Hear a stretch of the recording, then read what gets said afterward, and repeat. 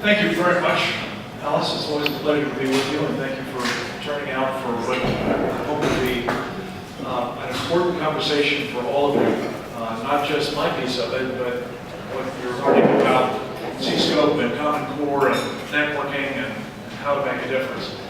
I want to just plug into the piece of this that is my area of expertise, in the hopes that it will be something that you'll become more expert in as well, and become involved in helping us contend with through all of the tools and techniques that Alice and the rest of the team here are developing and honing and making available to regular folks. Because at the end of the day, I think it's the regular folks who are going to help us deal with this problem, which I'm going to describe to you briefly. I'm going to fly through this material, but I want to give you at least some exposure to it. There's places I can point you to, I will, where you can find out more, and I'll be happy to answer questions to the extent we can today or subsequently. Let's just move on. I'm going to show you some examples of things that I suspect you will agree with me aren't right. We replaced the guy on the left with the guy on the right. Fortunately, he's now gone, but the question is, why would we do that? This guy represents an organization that is very much hostile to us. Next slide. A year ago, almost to the day, this went down in our embassy in Cairo. Desecration of the American flag, rising of the flag of jihad. Next slide. Same day, a little further up the coast in Libya, this man was killed along with 3 others in a jihadist attack on our embassy a special diplomatic mission or special mission compound. Names have changed a number of different times. An annex as well, run by the CIA in Benghazi. You'll remember this story, I'm sure. Next slide. And yet, the next morning, this guy and the lady next to him went to the Rose Garden of the White House and said, oh, it didn't have anything to do with the jihadist attack. This was about a video. A video that offended Muslims and therefore, I couldn't quite say it legitimately, but nonetheless, understandably prompted them to act violently. Next slide. 2 weeks later, after it was unmistakably clear that wasn't true, this guy goes to the United Nations and says, what? The future must not belong to those who slander the Prophet of Islam. What's wrong with that picture? Next slide. Lastly, just right up to the minute, this is one of the guys that we're helping to take power in Syria at the moment, with the Al-Nusra Front, which is run by, at best, the Brotherhood, and at worst, Al-Qaeda. These are innocent civilians in Syria that are being killed in the process. Next slide. The point is, there's something wrong here. What is it? I want to help you, next slide, connect the dots. Next slide. There are several resources that are going to be available to you if you'd like them. A book that we've done with these 19 people who invest in the business, to my way of thinking, called Sharia, the Threat to America. It's available at Amazon. You can get it for free if you want to just download it at shariathethreat.com. Next slide. If that's not your thing, you like videos, we've got a video course called Muslim Brotherhood in America. Available for free here at MuslimBrotherhoodAmerica.com. I'm going to give you the highlights of the book and this course that will hopefully equip you to understand what is going on with respect to the Islamists and our relationship to them and what that portends for our national security.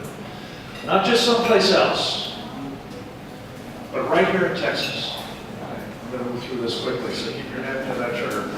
I've introduced Sharia. What is it? It literally means the path in Arabic.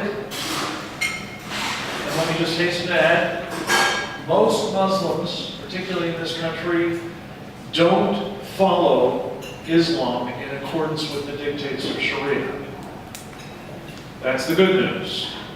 The bad news is several hundred million of them do. And then includes the authorities of Islam. Next slide, please. What does it involve? Well, there's some element of religiosity to it. Some estimates are it's about 10%, how you pray, where you pray, when you pray, what you wash, what you don't, what you eat, and so on. But, next slide. The trouble is that the rest of it has to do with this stuff. 90% is about how everything in the world, not just for Muslims, but for everybody, must be ordered. It is comprehensive, it is totalitarian, and it is political, military, and legal. But as I said, it is meant to dictate all aspects of life. Next slide. What are its attributes? Brutality. This is flogging. That's gentle treatment by Sharia standards on the streets of Saudi Arabia. You can find this all over the Muslim world. Next slide. You can also find this, horrific misogyny. This woman wasn't stoned to death, which can also happen to her. But brutalization of women is very much a part of this, as it is of homosexuals and apostates and Jews and others. Next slide. But this is really the kicker. It is supremacist in character. This is about imposing worldwide this program. If I leave you with one thought, next slide, it is this. This is about power, not about faith. That's good news. Because if we understand that's what this is about, we have a chance of doing something about it. Whereas if we're told it's a faith, well, you know, under our Constitution, we respect people's faith, traditions, and practices, and we can't do much about it. So next slide. You will sometimes hear people say, well, actually that Sharia bit is all consistent with our Constitution. Let me just quickly give you two thoughts on that. It's obviously not true. So maybe they just don't know what they're talking about, which is a possibility. But if they're actually considered to be leaders of the Muslim community, they know exactly what they're talking about, and what they're talking about is lying to you, which is not only permissible under Sharia, it is obligatory. They call it taqiyya. This complicates understanding this problem and dealing with it. Next slide. I'm just going to quickly talk to you about the Muslim Brotherhood. You've been hearing a lot about it in places like Egypt. Who are they? Next slide. They're folks who believe that Sharia's triumph worldwide is their God-directed duty, and to create something called the Caliphate to govern in accordance with it is their obligation as well. Next slide.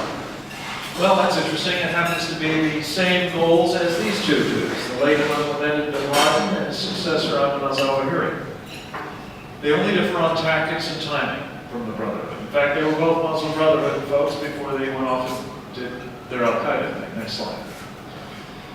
We know a lot about these folks thanks to this gentleman who was driving across that bridge out in my neck of the woods in 2004 when he was observed with his wife photographing the structural supports of this bridge.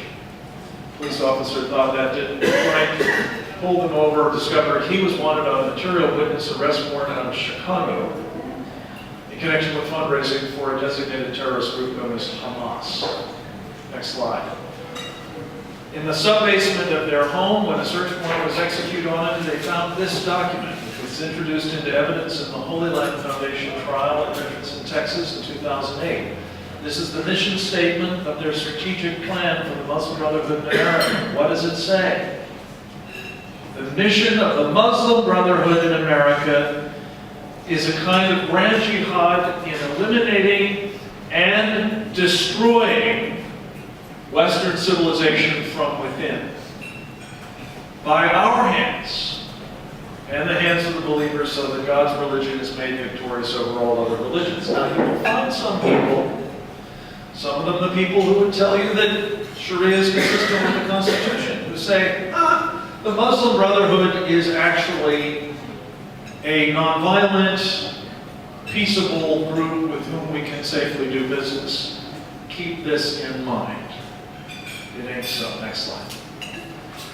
Helpfully attached to that document was this, a list of 29 organizations under the heading, Our Organizations and Organizations of Our Friends. Even today, 22 years after it was drafted in 1991, this is still a roster of the most important Muslim American organizations in the United States. Note, I didn't say Muslim Brotherhood. They are Muslim Brotherhood, of course, but they are also what we're endlessly told are the leaders of the Muslim American community.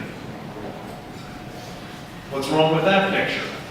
What's wrong with that picture is the people we're told are the leaders of the Muslim American community are Muslim Brotherhood operatives who have the mission I just showed you. That's kind of a problem. Next slide. I'm not going to take time to go through all of this, but we can talk about it if you'd like.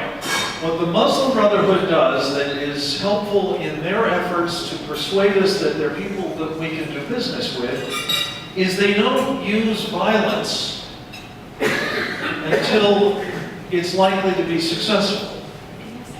At the moment, their use of violence in the United States is not likely to be successful, so instead they engage in something that mission statement calls civilization jihad, which means stealthily, subversively, going at our civil society institutions and our government agencies for the purpose of what? Bringing about the triumph of Sharia worldwide and reestablishing the caliphate.